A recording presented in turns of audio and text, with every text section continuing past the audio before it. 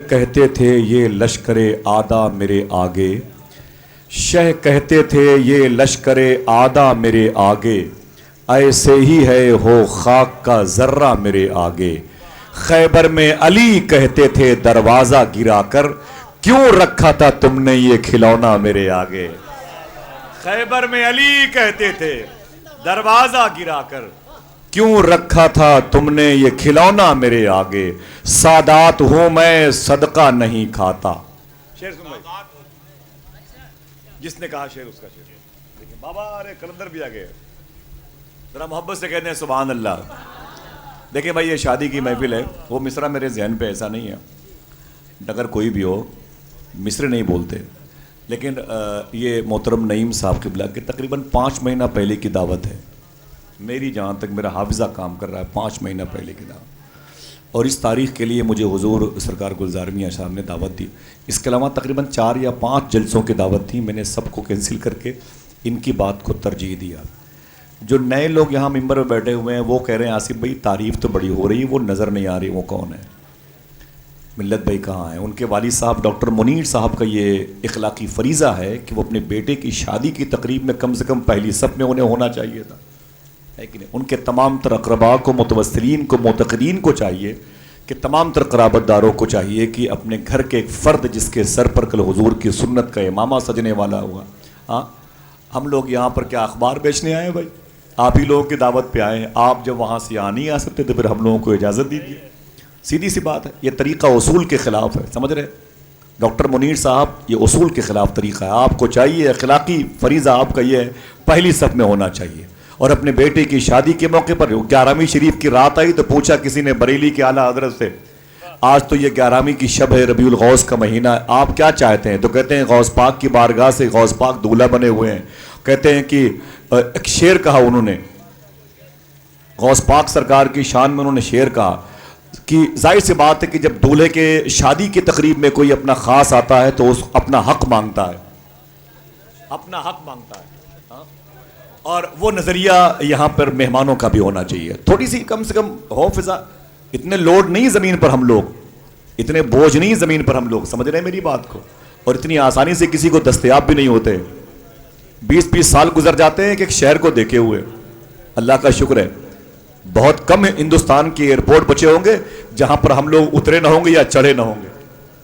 ہندوستان کے باہر نہ جانے کتنے ملکوں کو میں نے کھنگال ڈالا ہے۔ تو کہنے کا مطلب ہے کہ آپ کی ذمہ داری بنتی ہے، یہ مبارک محفل ہے، آپ حوصلہ دیں ان لوگوں کے لیے، ایک مبارک محفل سجائی آپ نے تاکہ یہ اس کے بعد دوسری نسلوں کو یہ محفل ٹرانسفر کی جائے۔ ہاں بھائی شادی کے موقع پر یہ گانا بجانا، یہ کھیل کود سے بہتر ہے حضور کے ذکر کی فضا قائم کی جائے، چراغ سے چراغ جلے میرے بھائی، حوصلہ ملے لوگوں، گناہوں کے بوجھ کم ہو جائیں، نیکیوں کے چراغ میں روشنی تیز ہو جائے۔ سمجھے میری بات؟ آپ کو معلوم نہیں ہے حضور کی محفل ہے، اور یہ جو رشتے ہوا کرتے ہیں نا حضور کی بارگاہ میں، ایک بالکل بلیک مین حبشی نژاد ایک کالے انسان کی حاضری ہوئی اور بولے آقا آپ کے ایک عاشق ہیں اسی مدینے میں، ان کی لڑکی بڑی خوبصورت ہے، میں ان سے شادی کرنا چاہتا ہوں۔ حضور فرماتے تو کیا؟ بولے شادی کرنا چاہتا ہوں۔ تو حضور فرماتے ہیں جاؤ ان کے گھر میں، تم اپنا پیغام لے کے جاؤ، جاؤ اپنا پیغام لے کے جاؤ۔ جب وہ گئے دروازے پر دستک دی تو جو لڑکی کے والد تھے وہ بھی صحابی رسول تھے، وہ بھی نکل کے باہر آ گئے۔ سلام و دعا کے بعد آپ کون؟ بولے میں حضور کا غلام ہوں، خیریت کیسے آنا ہوا؟ بولے ایک ضروری کام سے آیا ہوں، اگر کہو تو اندر بیٹھ جاؤں۔ بولے بیٹھ جاؤ۔ جب اندر بیٹھے تو لڑکی کے والد نے پوچھا کہ آپ یہاں پر کیا کرنے آئے ہیں؟ بالکل بلیک تھے، وہ کالے تھے چہرے سے۔ بولے کیا کرنے آئے ہیں؟ تو اس بلیک مین حبشی نژاد نے کہا کہ میں نے سنا ہے کہ تمہاری لڑکی بڑی خوبصورت ہے، اس سے رشتہ کے لیے میں چاہتا ہوں، اس سے رشتہ چاہتا ہوں۔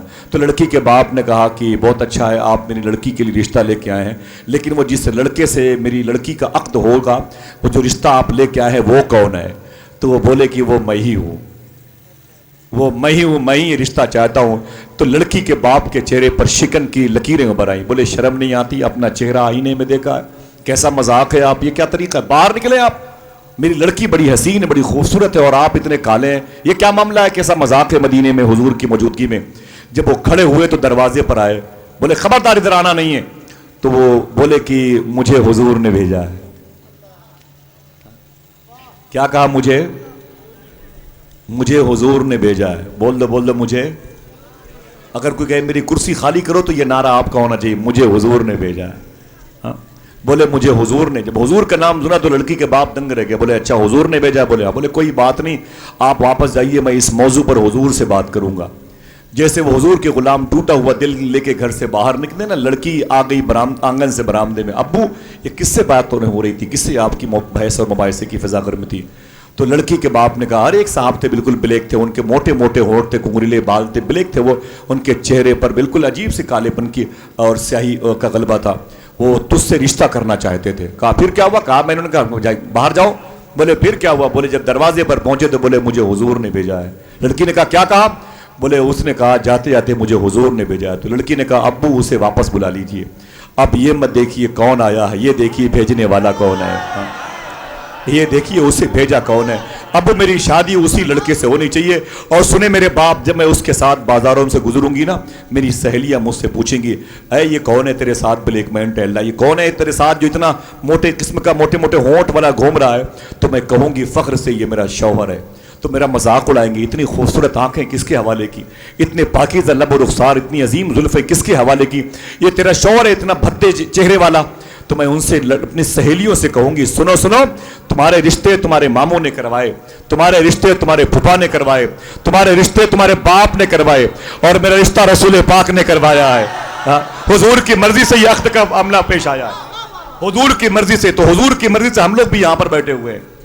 ہر شخص کی ذمہ داری بنتی ہے جو اچھی چیزیں معاشرے میں آئیں اس کو لانچ کیا جائے، اس کے حوصلے کو پست نہ کر دیا جائے، اسے توڑ نہ دیا جائے. چراغ سے چراغ چلائیں. آپ سمجھ گئے؟ سمجھ گئے؟ بس آپ بیٹھے ہیں. خدا قسم آپ نہیں ہوتے تو یہاں ہم لوگ بھی نہیں ہوتے. 4 دن کے بعد واپس آیا ہو. 3 دن پہلے آیا تھا ناگور شریف میں تھا، صبح کی پہلی فلائٹ سے لکھنؤ واپس آیا. اور آج پتہ نہیں تھک جاتا ہوں تو گھر میں انٹری نہیں کر پاتا، اتنی تھکاوٹ لگتی ہے.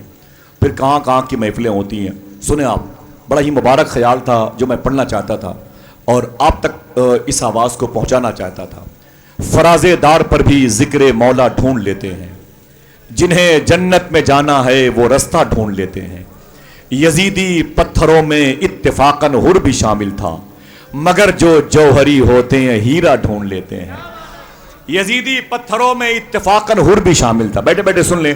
یزیدی پتھروں میں اتفاقاً حر بھی شامل تھا، مگر جو جوہری ہوتے ہیں ہیرا ڈھونڈ لیتے ہیں، مگر جو جوہری ہوتے ہیں ہیرا ڈھونڈ لیتے ہیں. ہماری چشم بینی پر زمانہ محو حیرت ہے، بخاری میں بھی ہم منکن تو مولا ڈھونڈ لیتے ہیں. ہماری چشم بینی پر زمانہ محو حیرت ہے، بخاری میں بھی ہم منکن تو مولا ڈھونڈ لیتے ہیں. فضا جیسی بھی ہو لیکن علی کے عشق کے طائر، اگر بہلول ہوتے ہیں تو دانا ڈھونڈ لیتے ہیں. یہ وہی محبت تھی جو لوگ زمین پر بیٹھ گئے. دیکھیں دہلیز پر بیٹھے ہوئے لوگ ہیں، بہت لوگ بائک پر بیٹھ کر کے حضور کی نعتیں سن رہے ہیں. یہ حضور سے محبت کا عظیم ایک تمثیلی کارنامہ ہے جو بہت دنوں تک یاد رکھا جائے گا. بڑے ادب اور احترام سے گزارش کروں گا اس کو جس کو آپ بھی سننا چاہتے ہیں، جس کو ہم بھی سننا چاہتے ہیں. اشارہ سمجھ گئے؟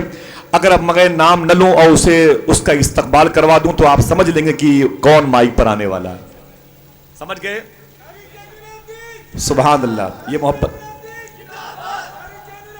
بہت بہت شکریہ. میرے بھائی کی آواز نے ثابت کیا کہ ہم اس آخری موڑ پر اپنے اس عظیم قائد سے ملاقات کر کے منزل مقصود یعنی شہر مدینہ کی سرحدوں تک پہنچنا چاہتے ہیں.